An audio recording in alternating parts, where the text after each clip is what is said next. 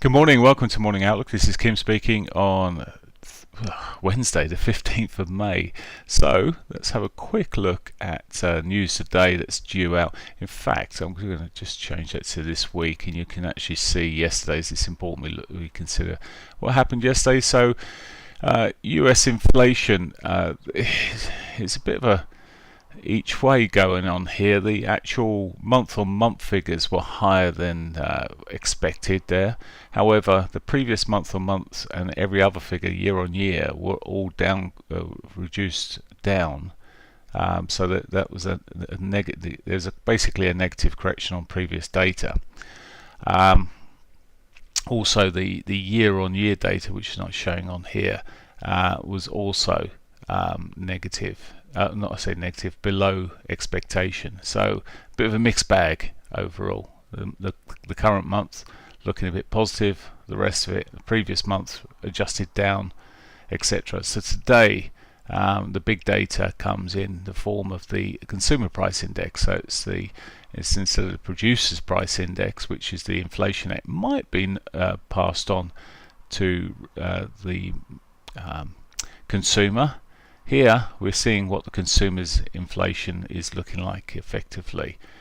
So we've got that out, and we've got the core retail sales. Core retail sales will get lost in between it, so it could be a right higgledy-pickledy bit of data there, but the inflation is the most important point or reading there. So you just got to watch out, and also watch out for adjustments there. It might be quite a volatile few minutes, and then continuation maybe later. So it's all at the same time. Look, it's all retail sales. You've got the core retail sales, which would be the big one. We've got Empire State Manufacturing, lots of data at 1:30, and then you can rest once you've got your trades sorted. So let's have a look at the markets and where we are at the moment. So the euro did actually, most markets benefited against the US dollar in the end of that. Yesterday they traded, obviously, see inflation as given the one cut that was finally expected. We'll have a look at that later in the room, but anyway, we are on the euro dollar into a key area here. I haven't extended this, it's just pull this out. Actually, let's get it on. There we go. It's not quite there. It was coming there. I just popped it on the actual tip of the previous bar there. So it's coming into a key area here with the trend line, the bigger trend line. Now we're in this intermediate trend, and we can see it quite clearly on the 4 hourlies here, and it's looking quite positive from a weekly perspective. We're already up to the R2. Okay, that would have been expected to run up to the R2 because we missed the pivot, so it ran through the R1. That's the R2. How much further? We'll see. We've got the quarterly pivot sitting just above us, which might provide a bit of resistance, but with news I don't expect too much to give us resistance whatsoever. Short-term untouched daily pivot below, probably some divergence. Well, there will be some divergence over these data, so we could see price coming off. We'll see, but I think it could be quite a bitty morning, maybe. The pound. So the pound pushing on through its now this is broken its original trend. This high does not count. These are the highs that count because they're lower highs. This one broke. We haven't made it a lower high, so we can't draw we shouldn't be drawing the trend line to that point. So it has once again, but this time instead of just popping through it, it's closed above a couple of days ago, pushed on through, and is looking a little bit more solid. Now, someone mentioned to me, do you ever talk about the COT anymore, COT reports? Well, the pound is one such subject. We've been looking at the extreme situation of the investor, if I can only think of the name of the money, but the big money basically was massively short on it, and to an extreme point. Whenever we see extremes, we then look for a reaction, and this week we noticed that the money has started coming back into the pound. Quite a swing, and we're seeing technically, which is the most important thing. You can't just go on something like the data itself, but the data, the price action itself is coming in and is looking better. So looking quite bullish there. Actually coming back to weekly for a moment, weekly pivot here. It has only just gone into its R1 at this moment, but it has hit the pivot. So that is a stalling point, prior highs, etc. Of course, all this can get knocked out of the water, at least temporarily, later when the news comes out itself. But we've got untouched daily pivots below there. Yeah, there may be other targets to be had, but anyway, for now, holding up there. We'll see what happens this morning. I'm not looking to take any new trades. I'm still in the Canadian trade, which I'll talk about in a moment. The US dollar yen, well, that's been gradually still pushing up. Even yesterday ended up on a positive, whereas everything else was quite negative, which shows you how weak the yen is.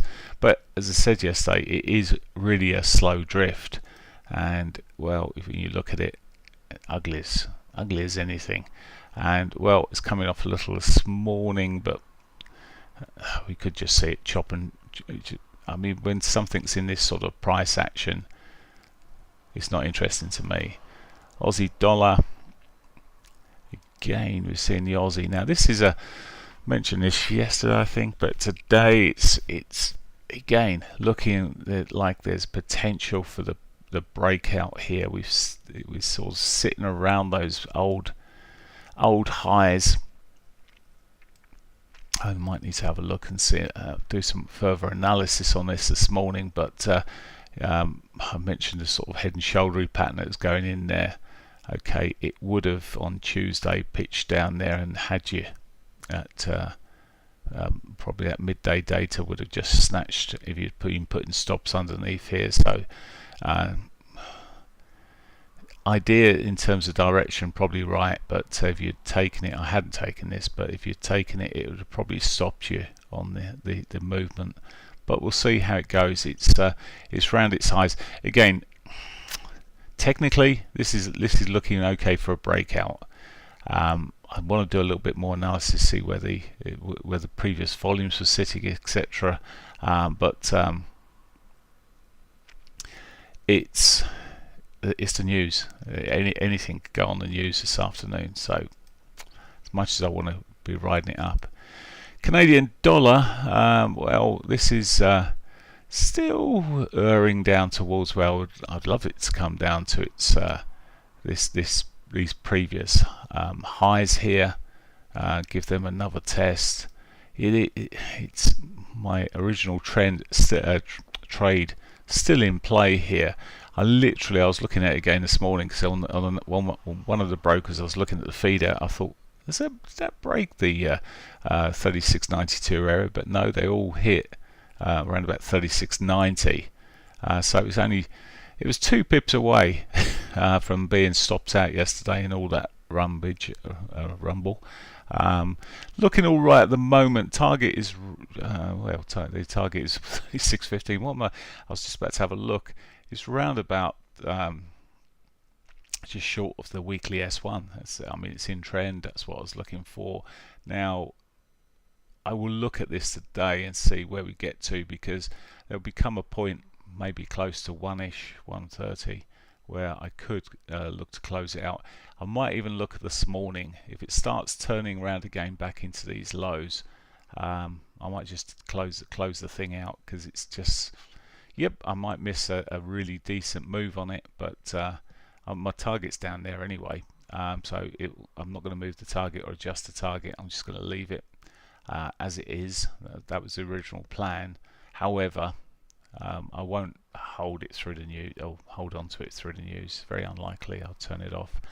Could leave part of it in there, but I could lose half of it maybe, and the loss would take away the win, and so I'm just as well just closing it. New Zealand dollar. So New Zealand dollar pushing up here, running again.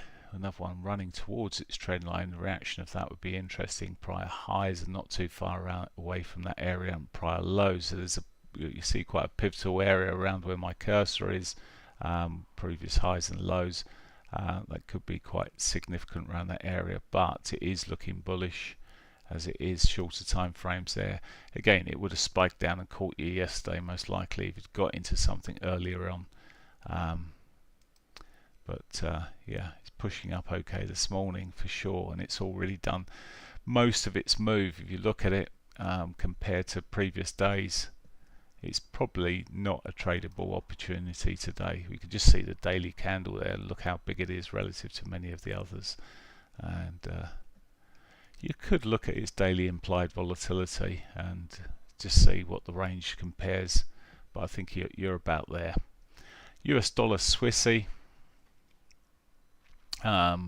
Okay, so chopping along here at the moment, really not doing a great deal, and it might roll back a bit with this data, the way things are coming out, but it's just so messy. Do I really want to be in that? Part of me thinking, well, yeah, okay, well, it might roll over some more. It's off from its highs. It's made this movement here. It might put a little temporary lower high here, but bigger picture, it's ugly. So some things are best avoided. Okay, I'm going to look at the rest of the pairings in the main room in a short while. Let's just have a look at gold, oil, and the indices. So gold, positive day yesterday, not surprising.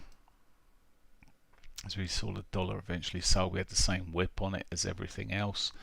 Click on the right buttons here.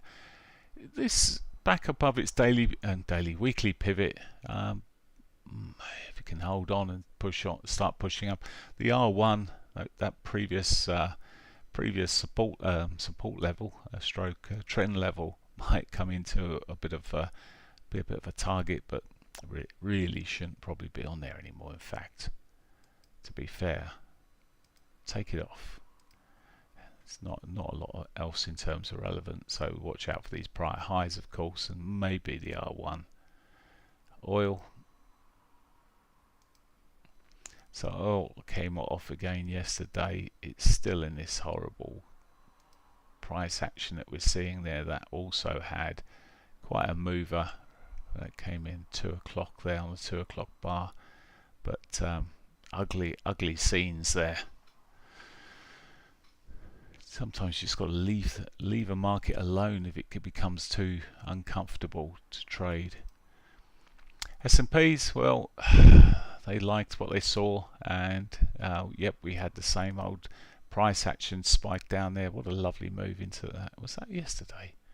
It was. Look at that move, running down into the weekly pivot. Now, it happened so blinking quickly, you would not have had a chance, but there you go.